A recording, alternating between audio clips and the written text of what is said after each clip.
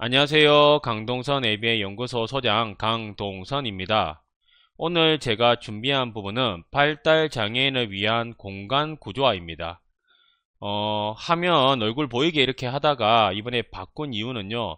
아무래도 오늘은 그림을 약간은 보여줘야 되는 부분이 있을 것 같아요. 학교에 제가 행동 중재를 하러 가게 되면은 행동에 대해서 기능 평가도 하고 여러 가지 많이 하게 됩니다.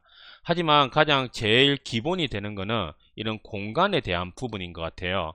얼마나 의사소통이 풍부한 환경인지, 그리고 자극적인 요소가 얼마나 원활하게 되어 있는지, 이런 부분들을 많이 보게 되거든요. 현재 학교 구조에서 나타날 수 있는 부분들, 그리고 유치원에서 할 수 있는 거 있죠.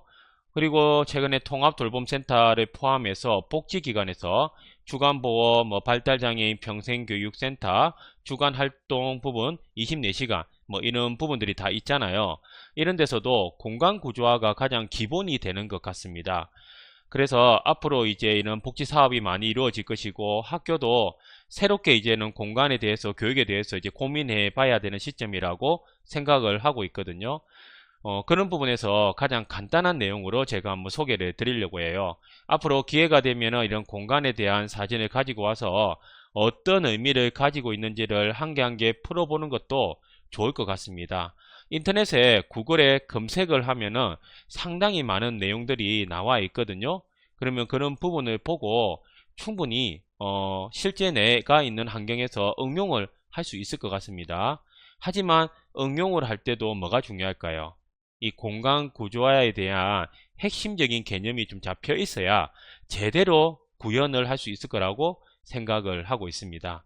그럼 오늘 공간 구조화에 대해서 한번 들어가 보도록 할게요.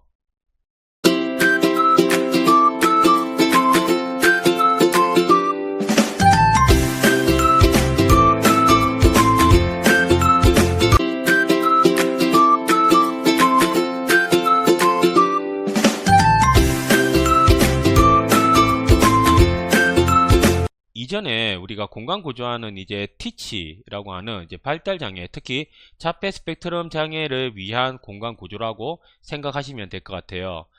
이전에 지체 장애, 청각 장애, 시각 장애 분들을 위해서 약간 편의 시설과 관련된 이런 공간적인 부분은 분명히 있거든요.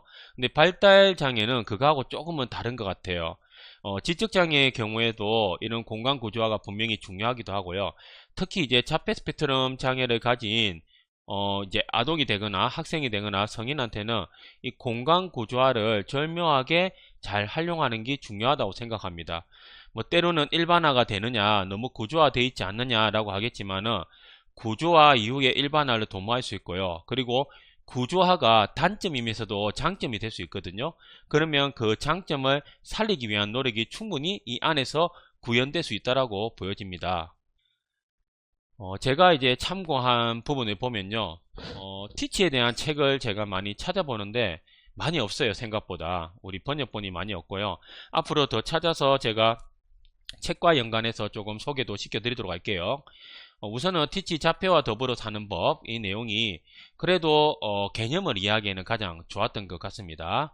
그리고 이제 노틀담 복지관에서 이제 아산사회복지재단하고 이렇게 했던 도전행동 발달장애인 긍정행동 지원 매뉴얼, 긍정적 행동 지원, 긍정행동 지원이 오면서 예방이 중요해졌잖아요. 그래서 공간에 대한 부분이 상당히 중요해졌습니다. 그래서 여기에도 그 내용이 상당히 잘 나와 있더라고요. 그리고 제가 이거는 이제 정확하게 아직까지 나온 건 아닌데, 구로구 발달장애인 평생교육센터에서 그때 선생님들하고 중재를 할 때도 공간에 대해서 고민을 한번 같이 했던 기억이 납니다. 그래서 그 간단하게 내부 연구 보고서에서 이 공간에 대해서 제가 담아 놓은 부분이 있었거든요. 이 세 가지를 참고를 해서 제가 이 내용을 간략하게 만들어 봤습니다. 우선 왜 공간 구조화를 해야 하는가? 크기가 적절하면 되고 공간이 이제 이렇게 확보가 되면 됐지, 공간에 대한 구조화는 무슨 말이냐? 모양이 동그래야 되느냐, 네모내야 되느냐, 안 그러면 높이가 어때야 되느냐, 이걸 다 말하는 건지. 분명히 그것도 중요합니다. 그것도 공간 구조화의 일환이긴 하지만요. 왜 우리가 공간 구조화를 해야 되는가 하면은, 여기 있죠. 발달 장애인, 특히 이제 자폐성 장애를 가진 분들은 이제 특성이 있어요. 우리가 뭐 DSM-5에서 보더라도 첫 번째가 사회적 의사소통, 사회적 상호작용에 대한 부분이 있잖아요. 근데 두 번째가 뭐가 있습니까? 반복적인 상동 행동도 있겠지만은 지극히 제한적인 흥미와 관심, 뭐 이런 부분들, 자기 자극 행동들, 그리고 때로는 이제 우리가 정서적인 부분을 포함을 할 때 강박이나 일정한 루틴을 너무 강조하게 되는 부분들이 있다라는 거예요. 그럴 때 구조화가 이분들에 대한 뭐 행동에 도전 행동에서는 그 지수를 낮출 수가 있고요.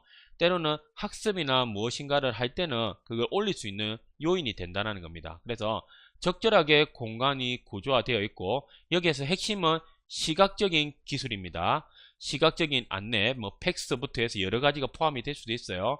아무튼 시각적인 부분이 강점이 돼가지고 이걸 충분히 예측하게 하고 안내할 수 있으면은 분명히 그분들이 뭐 새로운 능력을 올리거나 도전 행동을 감소하는데도 상당히 효과가 있다라는 겁니다. 여기에 효과가 나와 있죠. 이해와 예측이라는 겁니다. 단순히 그냥 나와 있는 것보다는요, 뭔가 시각적인 촉구, 시각적인 안내가 많았을 때 안심을 가지고 그리고 그걸 실행할 수 있는 요소도 더 많아진다는 겁니다. 우리가 보통 AB에서 말하는 MO, 동기에 대한 조작도 충분히 가능해요. 이게 예방 전략하고도 연관이 있거든요. 그래서 이 부분은 좀 보시면 좋을 것 같고요. 특히 이제 치료실에서는 티치, 교실보다는 티치 방 같이 이렇게 구조를 하거든요. 그러면 기존에 배웠던 내용들을 이렇게 돌아가면서 그걸 일반화 시켜보는 연습도 하고 있습니다. 누군가와의 DTT, 그러니까 교육을 통해서 진행됐던 부분이 이제 스스로 시각적인 안내나 절차에 따라서 내가 해본다는 느낌이에요. 그렇게 많이 활용을 하고요. 학교나 복지 이렇게 생활이 이루어지는 곳에서는 조금 더 이제 구조화된 부분들이 조금 다르게 접근이 되는 것 같아요. 뭔가를 이제 그 스스로 실행하는 부분도 분명히 있습니다. 하지만은 도전적 행동을 감소시키는 요인도 많아야 되고요. 그리고 예측적인 부분이 더 많아야 됩니다. 그래서 이런 부분을 보면은 도전 행동 감소에 더 많은 포커스가 갖춰져 있다고 보면 되고요. 그런데 치료실에서 하는 공간 구조화는 뭔가 독립적인 수행, 여기에 새로운 기술에 대해서 뭐 습득하고 일반화시키는 부분에서 더 효과를 볼 수 있는 것으로 나타나고 있습니다. 우리가 공간 구조화를 할 때 그게 있는 것 같아요. 제가 학교를 갈 때도 그랬고요. 특히 이제 자폐 스펙트럼 학생이 있는 곳이나 뭐 성인이 있는 곳에서 구조화를 한다는 것에 대해서 부정적인 분도 있었어요. 왜? 아니 얘가 항상 이런 구조화된 공간에서 할 수가 있나? 그건 아니지 않느냐.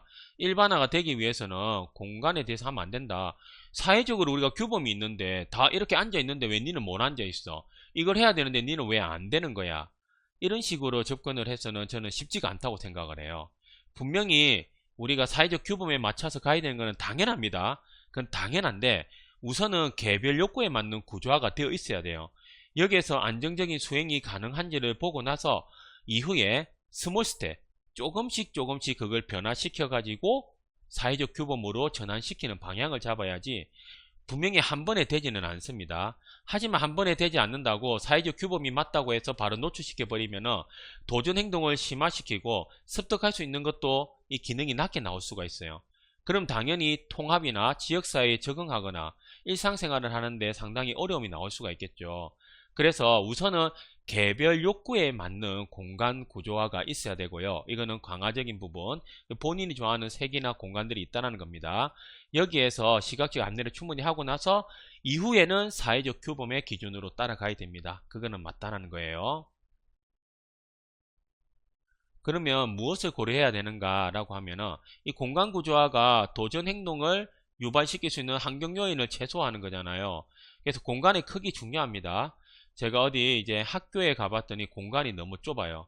뭐 알잖아요. 뭐 특수학교 같은 경우에 학생이 중학교에서 6명이 있는데 도전 행동이 다 심하다라고 하면은 분명히 그 안에서의 스트레스, 도전 행동 지수는 높다라고 생각을 해요. 그리고 우리가 도전 행동이 많거나 일상생활이 어려울 때는 실무사 선생님, 사회복무요원, 그리고 담임, 부담임이 동시에 갈 수도 있습니다. 그럼 그 공간에 10명이나 있어요. 그럼 이 작은 공간이 충분히 될까요? 도전 행동을 더 유발하지는 않을까요? 아무리 공간을 해도 이게 쉽지는 않을 겁니다.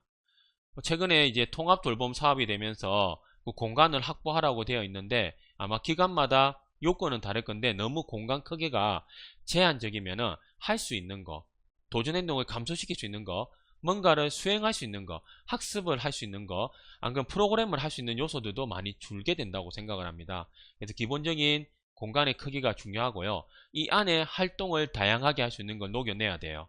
그런 부분은 고민을 해봐야 되고요. 자료나 이런 재질들, 의사소통적인 환경도 있다라고 했는데 자료와 재질에서 분명히 우리가 도전 행동을 유발할 수 있는 요소를 감소시키는 부분들도 분명히 있고요.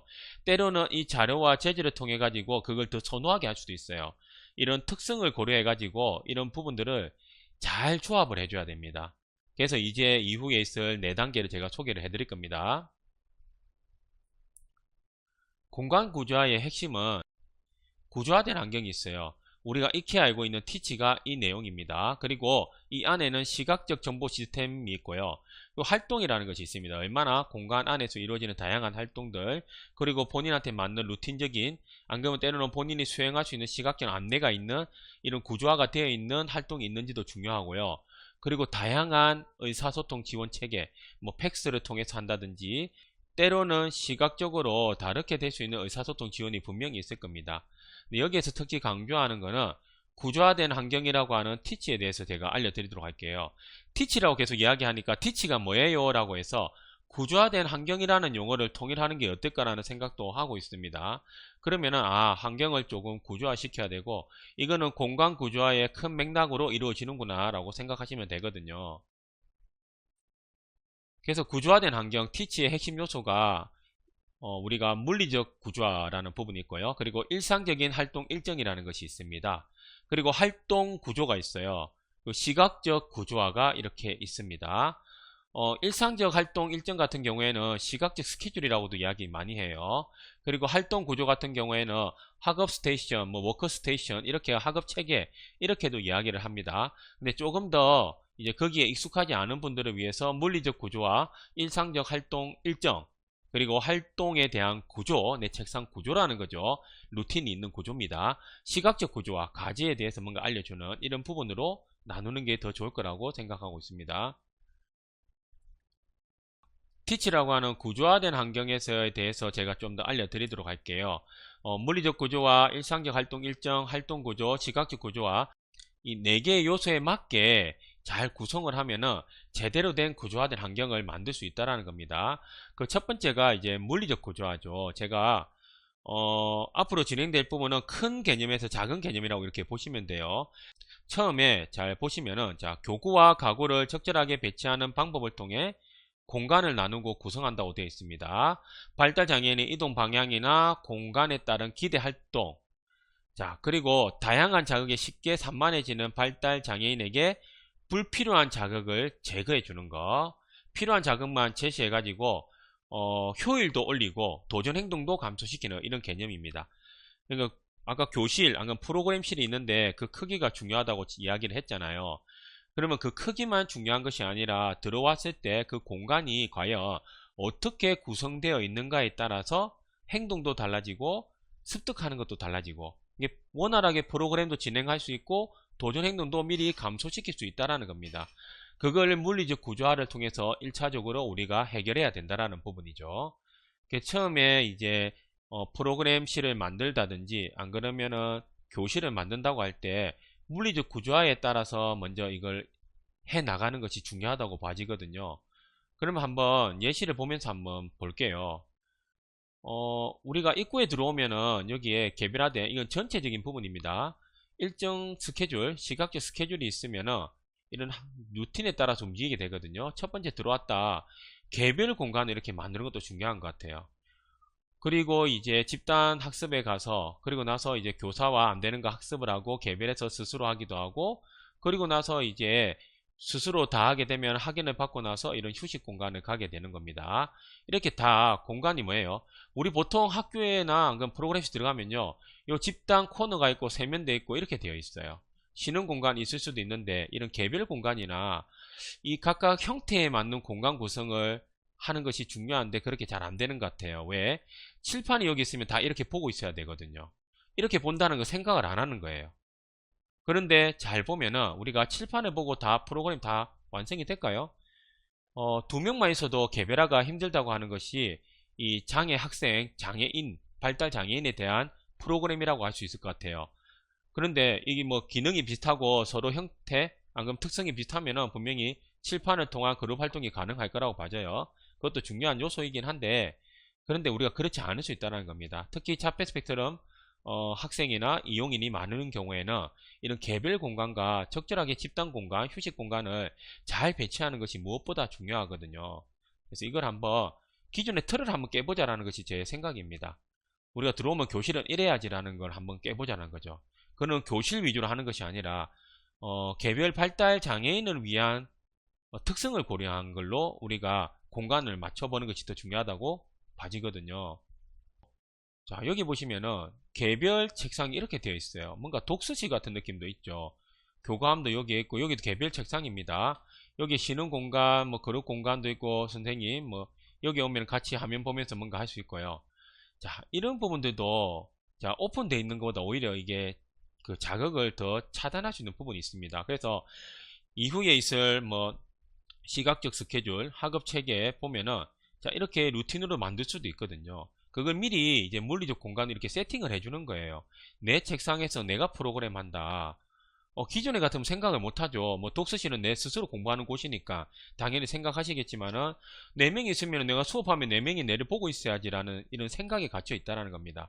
근데 그것보다는 개별적인 부분도 고려를 해야 되지 않을까라고 생각을 하거든요. 여기에 보면은 자, 개별 공간들이 있고, 자, 같이 할 수 있는 그룹 공간도 있을 수 있고, 휴식 공간들 이렇게 나눠질 수 있어요. 보면은 자, 벽을 보고 있고, 여기에 보면은 이제 학업 체계, 시각적 스케줄이 뭐 이 같이 되어 있는 부분들이 있죠. 여기에서 다 하고 나면 넘기고, 근데 결국에 여기에서 뭐예요? 개별 공간을 이렇게 만들어 줬다라는 겁니다. 선생님은 여기 있으면은 안 되는 부분만 이렇게 지원을 해주면 돼요. 이후에 이거 다 하고 나서 다른 프로그램을 바꿔주면 되고요. 우선 이렇게 벽을 보고 있지만 오히려 벽이 어떻게 돼 있어요? 내가 할 수 있는 뭔가 단서가 더 많아요. 그러면 앞을 보고 있거나 다른 곳을 보는 것보다 오히려 이런 순서에 대해서 안내가 되다 보니까 스스로 학습도 더 가능해진다는 겁니다. 그래서 배치가 꼭 이렇게 선생님을 보고 있다, 여기 틀에서 벗어나서 벽으로 있다, 공간을 활용한다, 안건 마주보고 있다, 이런 부분들을 적절하게 활용할 수 있을 것 같아요. 이런 부분으로 할 수도 있다는 거죠. 그럼 이런 데 다 활용을 할 수가 있죠. 시각적 스케줄을 활용하고 학업 체계를 통해 가지고 이렇게 진행이 가능하다는 겁니다. 자, 여기에 보시면은 바깥에 창문이 있어서 어떡하죠 하면은 이런 부분으로 우드락으로 만들 수도 있고 나무 판자 뭐 예를 들어 여러 가지로 만들더라고요. 이게 시중에 팔기도 해요. 이런 부분을 가지고 이렇게 가려주는 거. 통합반에 갔을 때 우리가 뭔가 차단이 필요할 때도 있거든요. 이 정도 높이는 아니더라도 이 정도 차단해서 뭔가 안내를 주는 것도 좋을 수 있다라는 겁니다. 그래서 이 부분을 좀 신경 쓰시면 좋을 것 같아요. 자, 이거는 최근에 평생교육센터에 가서 제가 본 부분인데 차라리 처음부터 독서실 책상을 가지고 자기가 공간의 구조를 시켜주면은 여기에 다 세팅을 할 수 있어요. 그러면 내가 해야 되는 거 개인 스케줄이 있는 거죠. 이걸 보고 나서 자기가 활동을 하고, 자, 뒤에 보시면은 뭐 그룹으로 할 때는 있다가 여기 안내도 있죠. 여기에서 이제 개인 스케줄을 갖다가 여기 갈 수도 있고 이렇게 공간 구성할 수도 있습니다. 선생님 자리 같은 경우에도 오픈되어 있는 것보다는 이렇게 차단을 좀 시켜주면은 오히려 이쪽으로 가게 못하게 할 수 있어요. 때로는 이쪽에, 자, 이쪽으로 해가지고 뭐 금지 표시나 선 표시를 하면은 이 안에 못 들어오게 하는 안내도 될 수 있거든요. 이러한 부분들을 충분히 활용하시면 좋을 것 같아요. 심리안정실 한번 보도록 할까요? 심리안정실을 다 구성하라고 학교에서도 하고 있고, 최근에 그리고 이제 뭐 통합돌봄센터나 뭐 다른 센터에서도 다 심리안정실을 이렇게 만들더라고요. 이후에 심리안정실에 대한 활용 방안은 제가 뭐 알려드리도록 할 건데, 우선은 물리적 구조화의 기본으로 보자면은 뭐 이렇게 할 수도 있고, 자, 뒤에도 한번 볼게요. 자, 이렇게 구성도 할 수 있습니다. 자, 이렇게 구성도 할 수 있고요. 자, 이렇게도 할 수 있는데 자, 여러 가지 개념이 있어요. 그런데 때로는 이제 감각하고 이렇게 같이 할 수 있는 부분이 오히려 좋은 것 같고요. 그리고 심리 안정실을 정확하게 우리가 생각하자면은 너무 이런 화려하지 않아도 상관은 없어요. 기본적인 색만 이렇게 잘을 해도 상관없고요. 이게 심리 안정치를 하면 저렇게 비용이 많이 들어야 되나요? 꼭 그렇게 안 하셔도 됩니다. 벽이나 색만 잘하고요. 뭐 다이소 같은 데 가서 돌아가는 거는 그냥 사도 돼요. 저렇게 설치하면 돈이 많이 드는데, 근데 그렇지 않고 그냥 돌아가는 거 사면은 많은 안쪽으로도 할 수 있어요. 그러면 다양한 효과를 볼 수 있습니다. 그리고 그 안에서 다양한 색이나 이런 부분들도 저렴하게도 진행할 수 있기 때문에 굳이 기존에 있는 심리 안정치 같이 뭐 비용을 많이 들여서 해야 된다는 생각은 저는 벗어나도 될 것 같습니다. 뭐 예산이 있어가지고 만든다고 하면 어쩔 수 없긴 한데, 오히려 움직였을 때 안정적이고 편안하게 기댈 수 있고, 때로는 감각적으로 뭔가 해소할 수 있는 걸 하나씩 넣어주는 것이 더 좋지, 뭔가 더 화려하게만 계속하고 뭐가 있으면 무조건 좋겠지라는 생각은 버리면 좋을 것 같아요. 오히려 이 심리 안정실은 이런 구조화도 중요하고요, 그 위치도요, 오히려 소음이 차단되어 있는 좀 조용하고 본인만의 공간인 것 같은 느낌을 주는 게 더 중요합니다. 그래서 이런 부분들을 한번 잘 살펴봐 가지고, 아무튼 전체적으로 물리적 구조화를 보면 교실에 대한 공간, 심리 안정실에 대한 공간, 이 부분들을 잘 해가지고 전체적인 학교나 뭐 센터의 구성이 이루어져야 될 것 같아요. 자, 전체적으로 우리가 물리적인 구조화가 이루어졌다고 하면은, 이제는 자, 나 학교에 왔어. 그럼 나는 지금 내가 어디에 있어야 되지? 내가 언제 어디에서 무엇을 하고 있어야 되지? 라는 부분이 나와 있어야 된다는 겁니다. 근데 바로 안 하죠. 그 바로 할 것 같으면은 좋은데, 그렇지 않다 보니까, 그러면 하게 하려면 우리가 어떻게 했어요? 청각을 가지고 계속 이야기를 해요. 자, 이거 해야지, 어디 가야지, 여기 가야지, 이거 해야지, 지금 이거 어디 있을 때고, 이런 식으로 청각적인 부분을 많이 하는데, 그것보다는 시각적인 안내가 있으면은 우리가 청각적인 부분을 많이 하지 않더라도 스스로 시각적인 안내만 가지고도 이렇게 진행을 할 수 있다라는 겁니다. 그래서 시각적인 부분을 더 강조할 수가 있는 거고요. 그러면 분명히 시각적인 부분만 내가 수행을 한다라고 하면은 수행 언어, 청자적인 느낌도 향상을 시킬 수 있고요, 스스로 할 수 있다는 겁니다. 뭔가 지시에 따라서 하는 것이 아니라 단서, 안내를 보고 내가 하는 거잖아요. 그래서 내가 스스로 할 수 있다는 거고, 예측하게 하다 보니까 어떻게 돼요? 불안감이 감소되고 도전 행동이 감소가 된다는 겁니다. 제가 자주 드는 예가, 제가 많이 아플 때가 있었거든요. 그럴 때 대학병원에 가니까 심전도 검사해야 돼요, 엑스레이 찍어야 돼요, CT 찍어야 돼요, MRI 찍어야 되고, 피도 뽑아야 돼요, 이렇게 하는데 너무 힘들 때가 있었다는 겁니다. 어디 가야 되지? 이 대학병원 이렇게 큰데 하는데, 그 검사하는 데마다 오른쪽에 색깔이 있더라고요. 그리고 바닥에는 색깔로 안내가 있더라고요. 그게 안내가 있으니까, 파란색 따라가면 되네, 이거는 연두색 따라가면 되네, 이거는 보라색 따라가면 되네, 이런 식으로 가니까 뭐 그냥 깔끔하게 모든 검사를 잘 하고 왔던 것 같습니다. 그럼 그게 아니면 어떻게 될까요? 계속 물어보고, 여기는 어디에 가야 돼요, 저기 가시면 됩니다, 이게 있어야 되겠죠. 근데 시각적인 안내가 있다 보니까 스스로 거기에 찾아서 제가 진행을 했던 경험이, 이런 시각적 스케줄, 일상적 활동 일정하고 연관이 있다라고 봐지거든요. 그러면 이렇게 교구실, 그냥 이렇게 글자로만 되어 있어도 좋은데 이런 교구실에 대한 부분들 나와 있으면 좋습니다. 뭐 그림, 사진 그림도 상관없어요. 그리고 선화상징이라 해서 자폐 스펙트럼 장애가 좀 더 잘 이해하는 부분도 있습니다.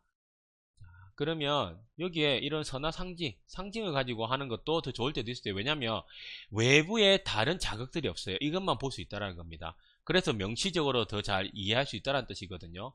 사진도 그런데 현장에서 많이 활용해요.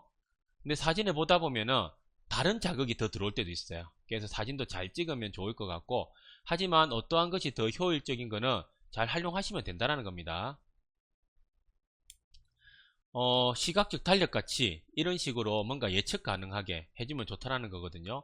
자, 여기에서도 이날은 뭐 있고 뭐 있고 이렇게 그림이나 글자 가지고 다 이렇게 미리 안내를 해 놓으면은 미리 예측이 가능하기 때문에 계속 물어보는 거나, 안 그러면은 오늘은 뭐 해야 되는지를 스스로 알고 수행할 수 있다는 겁니다. 달력에 따라서 이렇게 해야 되는 걸 이용인, 발달장애인, 그리고 학생하고 이렇게 같이 만들어 가지고 진행해도 돼요. 이렇게 뭐 달별로 해도 되고요, 주별로 해도 되고, 일별로 할 수도 있습니다. 그렇게 하면은 미리 예측 가능하고 한번 미리 안내를 받고 갔기 때문에 그 수행이 더 잘 이루어지는 경우가 있습니다. 이게 모든 달력을 안 해도 되고요, 여기에 개인 달력을 만들어 주셔도 돼요. 개인 얼굴을 해가지고요. 자, 여기에 보면은 자, 글자도 있지만은 그림을 이렇게 절묘하게 잘 활용을 하고, 일과표 할 때 여기 끝나고 나면 이렇게 옮기는 부분 해가지고 시각적으로 끝났다는 부분을 만들어 주는 것도 좋습니다. 이 시각적 스케줄, 타임테이블 이런 부분이 있거든요. 그러면 여기 이렇게 할 수도 있고 뒤에 보면은 밑에 그냥 없애버리는 부분도 있어요. 그러면 와서 뭔가 말을 안 해도 이 일과에 따라서 움직이게 된다는 겁니다. 본인도 안심이 되고 스스로 할 수 있고 수행되는 그런 부분이거든요. 그래서 이 부분을 바로는 안 될 거예요. 그런데 몇 번 이렇게 같이 하면서 연습을 하면은 충분히 스스로 할 수 있는 능력도 많이 올라옵니다. 자, 여기 보면 개인 할 수 있는 거에서 활동이 이렇게 진행된다 해가지고 아까 물리적 공간에 가서 이런 활동이 이루어지면 된다라는 거예요. 이거 다 하면 옮기든지 다 하면 없애버리든지 이렇게 할 수 있고요. 자, 여기에 아까 들어올 때 제가 말했죠. 물리적 구조화에서 들어오면은 자, 개별 공간으로 가는 이유가 뭐가 있어요? 개인 사진이 있고, 자, 이거 해야 되는 가방 걸고, 자, 했고, 다음 하고, 이렇게 해서 옮겨나고 다 하면은 이제 집에 가는 거예요. 계속 확인 받으려는 우리 발달 장애인 분 있죠. 그리고 뭐는 언제 해야 돼. 그리고 예측이 안 되면 좀 어려워하는 분들 같은 경우에 이걸 스케줄로 만들어주고 아침에 같이 만들어도 되고요. 같이 한 개씩 잡고 수행을 해보다가 이제 점차 이제 도와주는 사람은 빠지고 스스로 할 수 있는 부분으로 가면 됩니다. 그렇게 이렇게 만들 수 있어요. 오히려 효율적입니다. 자, 이런 식으로 개인 요 사진 있어가지고 다 하고 나서 한 개씩 없애버리는 것도 괜찮습니다. 여기 사진, 개인 사진이 있으면 더 좋아요. 활동별로. 자, 이렇게 해가지고 잘 활용할 수 있어요.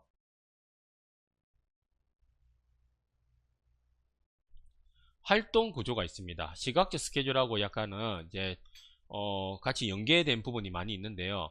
수행하고 마쳐야 할 때 순서가 있죠. 이걸 시각적인 지원이 들어간다는 거예요. 이게 시작과 끝이 확실해야 한다는 거예요. 시각적 스케줄, 그게 일상생활에 대한 활동 같은 경우에는 우리가 언제 어디에 있어야 되는지 그런 부분이 나와 있다면 거기에 가서 그러면 내가 뭘 시작해야 되고 언제 끝내야 되지라는 부분으로 나온다는 거예요. 그래서 우리가 완료 바구니 같은 거 해가지고 지퍼팩이나 바구니 가지고도 많이 하고 타이머 많이 활용하죠. 이걸 가지고 이제 시작하고 끝날 거야 라는 부분으로 알려주기도 합니다. 그래서 시각적 단서를 충분히 많이 활용해야 돼요. 보면은 구조화된 환경에서의 핵심은 시각적인 단서인 것 같아요. 시각적인 부분에서 분명히 강점을 보이기 때문에 다른 부분에서 청각적으로나 촉각적으로나 다른 데서 불안을 보이는 부분을 여기에서 많이 해소가 된다라는 뜻이거든요. 그래서 이런 부분들 보시면은 자, 해야 될 것 여기 있으면은 완료 바구니 있죠. 자, 하고 나서 끝날 때는 오른쪽에 그러면 이거 한 개 했다. 자, 두 번째 했다. 세 번째 했다. 여기 이렇게 다양하게 할 수도 있겠죠. 시각적인 부분하고 루틴을 많이 활용한 겁니다. 자, 여기에 보면은 시각적인 단서들 다 나와 있고요. 여기 하면은 이렇게 그냥 옮겨주는 거 이렇게 자연스럽게 우리가 일상적으로 왼쪽 오른쪽 위 아래라는 루틴이 있어요. 이걸 잘 활용해 가지고 프로그램 만들어 주면요, 굳이 내가 전체를 위해 프로그램 계속 개발하고 하는 것이 아니라 개별 잘하는 프로그램을 잘 산적해 놓으면은 이후에 이거는 이제 잘한 다음에 이것만 좀 바꿔줘 가지고 새로운 프로그램 하면서 안 될 때 좀 도와주고 이런 식으로의 개별 프로그램을 만들어 주는 것도 상당히 중요하다는 겁니다. 여기서는 학업 체계를 활용하는 게 중요해요. 자, 이런 식으로 다 하고 나면 여기에 끼우고 다 하고 나면 끼우고 이렇게 할 수 있겠죠. 여기 색깔이라는 단서도 이렇게 있습니다. 자, 여기 보면은 다 이 단서적인 부분으로 활용을 했어요. 벽을 보고 있죠. 자, 여기도 아까 이제 물리적 구조화에서 나왔던 부분인데 여기에 보면 이제 학업 체계에 대한 부분들이 여기 다 나와 있다는 겁니다. 이게 다 요소가 거시에서 미시로 다 들어가면서 다 요소가 다 들어가 있다는 뜻이에요. 자, 여기도 보면은 자, 끼워서 지금 다음 비포 애프터 카드 이런 것도 많이 쓰죠. 자, 여기도 다 단서가 이렇게 되어 있습니다. 바구니 이런 걸 많이 활용하시면 좋아요. 자, 요 퍼스트 된 비포 애프터 뭐 이런 식으로 해가지고 이거 하고 나서 이렇게 한다. 자, 이거 하고 이거 할 거야 라고 하는 언어적인 부분만 강조하는 것이 아니라 제가 이야기를 하잖아요. 보통 보면은 시각적인 부분하고 같이 해주면 훨씬 잘 이해를 한다는 겁니다. 이거 하면 한다 했잖아. 이게 아니라 시각적 보여주면서 이렇게 한다 했지 하면은 더 잘 수용하고 이해한다는 뜻입니다. 그래서 앞에 무슨 내용이 있었어요? 수용 언어의 향상을 보일 수 있다는 뜻이잖아요. 그 수용 언어는 꼭 언어를 듣고 실행하는 것이 아니라 시각적인 부분을 가지고 이해하는 것도 수용 언어의 일환입니다. 자, 그런 부분들 생각을 하시고 타임타이머 이러한 형태, 자, 전체 큰 타임타이머, 개별 타임타이머 잘 활용하시면 좋고요. 저는 이제 스마트워치도 좋은데 이런 타임타이머 워치가 나와 있습니다. 저렴하게. 이 부분을 가지고 이것만 집중 활용하는 것도 좋은 것 같아요. 이동하면서도 쓸 수가 있고, 스마트워치 같은 경우에는 다른 용도나 다른 식의 터치가 있을 수 있잖아요. 근데 이 타임타이머 워치 같은 경우에는 이것만 활용할 수 있어서 저는 이거 활용하면 좋을 거라고 생각을 합니다.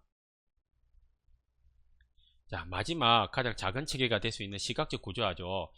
교실에 들어왔다, 그리고 내가 언제 어디에 있어야 될지 알았다, 거기에 루틴에 따라서 이렇게 하려고 하는데, 이 수행하려고 하는 과제, 이 부분은 어떻게 해야 될까? 그냥 있다고 하게 되는 걸까요?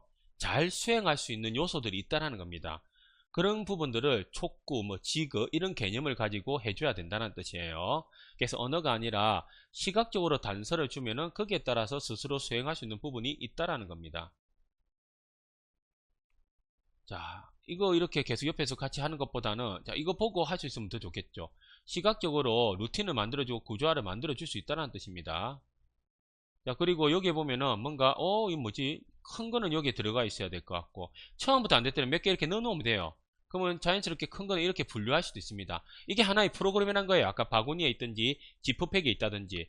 이거 하고 나서 다른 걸로 넘어가고, 뭐 길다, 짧다, 구조화 맞추는 거, 블럭, 그리고 여러 가지 많을 거예요. 뭐 놀이하는 부분도 있을 수도 있고요. 그거는 만들기 나름입니다. 개별마다. 그래서 이렇게, 이게 하나 다 프로그램입니다. 자, 이것도 자 순서에 따라서 있고, 자 이제 시각적 단서가 있으면 몇 번 해야 된다는 단서들이 구조화가 되어 있습니다.